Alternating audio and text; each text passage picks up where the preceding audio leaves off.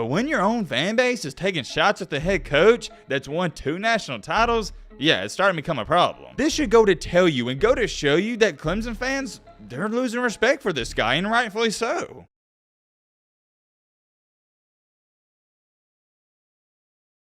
I've never been sold on Dabo Swinney. Despite him winning 2 national championships, there was always something about him. I didn't know what it was, but there was something that always kept drawing me back. For example, outside of Nick Saban, if Kirby Smart and Lincoln Riley wanted to be the new head coach at Alabama, I'd be head over heels. I would love that hire, but the one guy that I'm not sold on has been Dabo Swinney. If you're an Alabama fan or even a Clemson fan, you probably know what I'm talking about. Everyone's projecting that whenever Saban retires, Dabo Swinney, he's going to be a head candidate for the job. Why is that? Well, for those of you that don't know, Dabo Swinney, he's an Alabama alumni. Don't worry, we're not going to sit up here and talk about if he's going to go to Bama. That's a different video for a different day. What I'm here to talk about, and it's the main topic of this video, Dabo Swinney is losing a ton of respect. The reason for that is, yes, of course, you could point to several minor, and I mean minor things, but all in all, it's for one reason and one reason only. We're going to talk all about it in today's video. It's safe to say that Clemson fans are not happy, and I'd be right there with them. And honestly, I wouldn't even say they're just not happy. I'd say they're pissed off, and they should be. Clemson fans, let me know in the comment section, how do you feel about this? I'm so curious. Because I can tell you one thing, if I was in your shoes, I'd be beyond pissed off. I don't even know how I would feel. I don't want to get into that. I'd be furious. We got a lot to talk about and go over. All right, Matt, blah, blah, blah. Shut the crap up. Now, without further ado,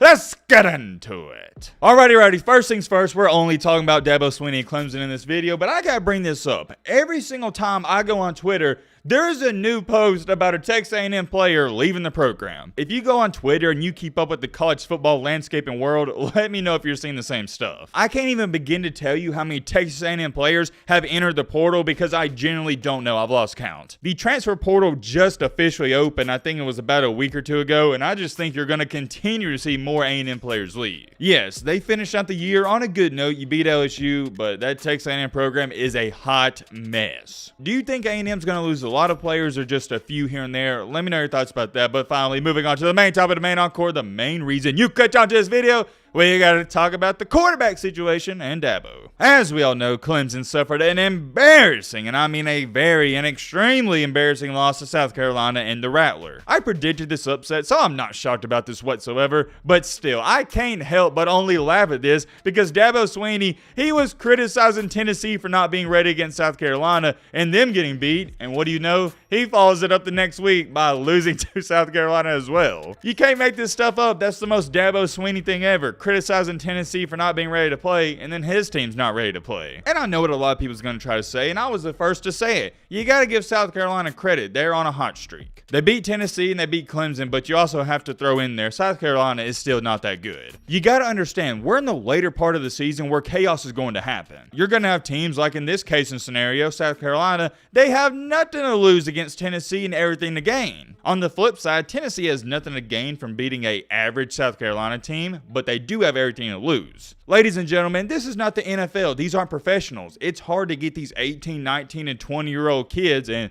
in some cases 25-year-olds in Hendon Hooker, ready and excited to play in these games. Trust me, I've been there. It's easy to get hyped up when you're playing #1 Alabama, but it's a different story getting hyped up for South Carolina. No disrespect. Moving on to the week after, it was the exact same case and scenario. South Carolina had everything to gain against Clemson. That was their Super Bowl, but Clemson had nothing to gain from beating South Carolina. And I'm not here to talk about the game too much. I already did that in the recap, but I gotta speak on this because it's got everybody fired up. Clemson lost this game 31-30, and yeah, when I say lost, they straight up lost the game because South Carolina, they tried to give it away. Spencer Rattler gave you a free 7 points to start off the game, and then he cost his own team 7 more points by throwing an interception in the end zone. Realistically speaking, South Carolina, they outplayed Clemson and it wasn't even close. It was only because of the Rattler that you was even in the game, Clemson fans. Here's the main topic though. DJ Ugabaduki. Oh man, you know, I said it a few weeks ago jokingly. I said,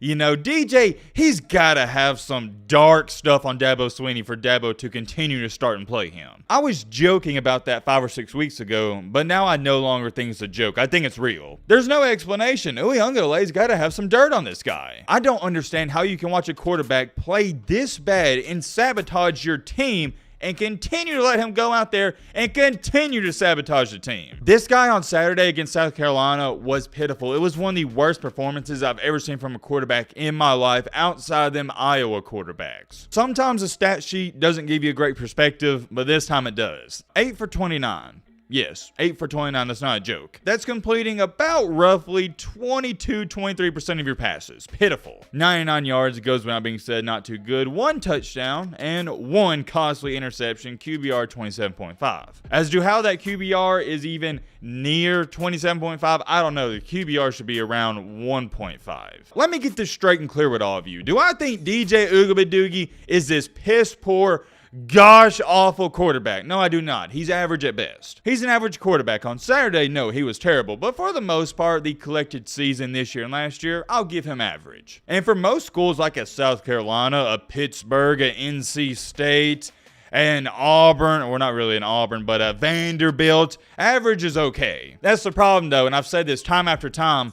Clemson isn't average. They're wanting championships or bust. I'm not here to ridicule and criticize DJ Uiagalelei. I've done that enough. Y'all know how I feel about the guy. Do I like him as a person? Absolutely 100%. Seems like a great guy, but he's not a great football player. I'm sorry, I'm not sorry. Anybody with 2 eyes and a brain will tell you the same thing. And this is how bad it is. Sometimes there's debates about this. I can say this one player, he's not so good, and somebody else may, backfire on that and say, hey, well, I think he's pretty good. No. I haven't heard anybody say DJ's a good quarterback. And this is when you know it's getting bad. When Clemson fans are saying the same thing as I am. Anyways, moving along here, I had to bring all of that up to lead me into what we're about to get into, and it's the reason that Dabo is losing a ton of respect. I'm going to read you out this comment. By the way, this is from a Clemson fan, and it's got nearly 1,000 likes. Dabo Swinney is a victim of his own arrogance, internal hires of unqualified candidates, failure to engage the portal, and blind loyalty to a struggling DJ Uiagalelei. Wow. I'm going to remind you, that is from a Clemson fan. I wouldn't be gassing this up if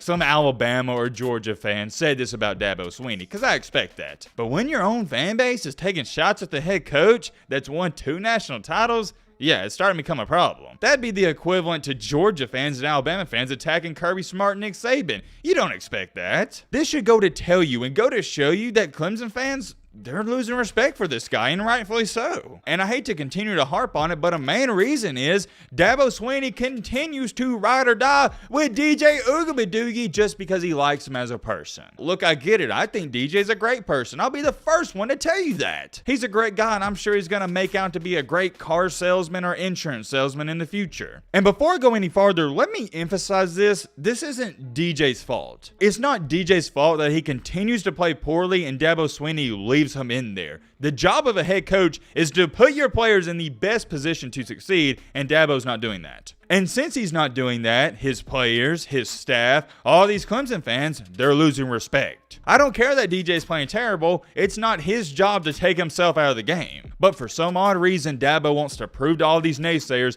that DJ's an elite quarterback. And you know why he wants to do that so bad? It's because his arrogance is getting in the way. He can't just sit back and realize, hey, maybe I was wrong about DJ. Maybe we should move on to Klubnik. Beats everything I've ever seen. Last year, I get it. You didn't have any great backups. But this year, you got a 5-star K. Klubnik sitting on the bench. Put him in the game. It's the same thing with Jalen Hurts and Tua Tagovailoa. Nick Saban loved Jalen Hurts. Everybody loved Jalen Hurts, but he wasn't playing good. So what did Nick Saban do? He put his pride aside and said, hey, Jalen, I love you, but I got to roll with the better football player. And guess what? It worked out. For some reason, Dabo Swinney doesn't have the mentality of business is business. Sometimes in business, you're going to hurt people's feelings, but that's how it goes. To go on top of all that, Dabo's trying to coach like it's 2016, 2017 still. It's 2022. He's so stuck on, hey, I don't need to use the transfer portal. I can win with the guys I already have. Like at this point, he's just trying to sound like this old school fashion hard-nosed guy that's trying to do it the hard way,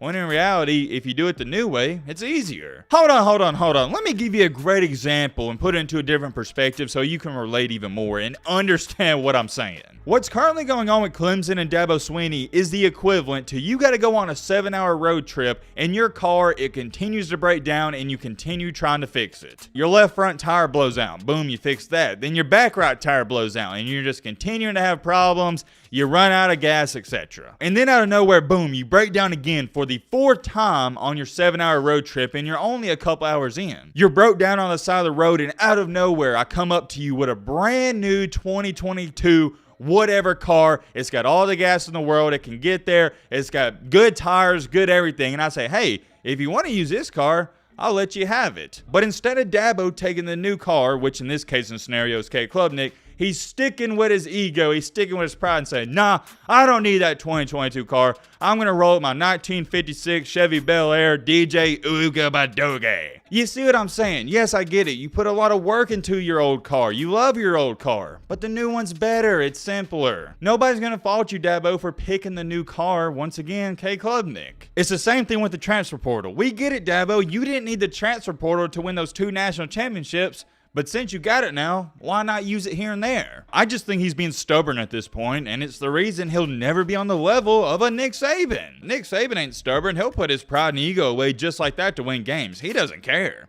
All Saban cares about is winning. Do you really think he wanted to hire Lane Kiffin in 2014 and turn that defensive team he's built into an offensive team? Not really, but it had to be done. And Nick Saban was the first to tell you, hey, the transfer portal, he wasn't a fan of it, but he still uses it. He's going to take advantage of it. Dabo's looking like one of those guys. They got a little bit of success in their life, and now they think they know everything. Take nothing away from him. I still respect the guy, and I think he's one heck of a coach. He's a great coach. I'll put him on that great level, but he's not what he used to be. I could go on and on. I'm very curious. Let me know your thoughts down below. But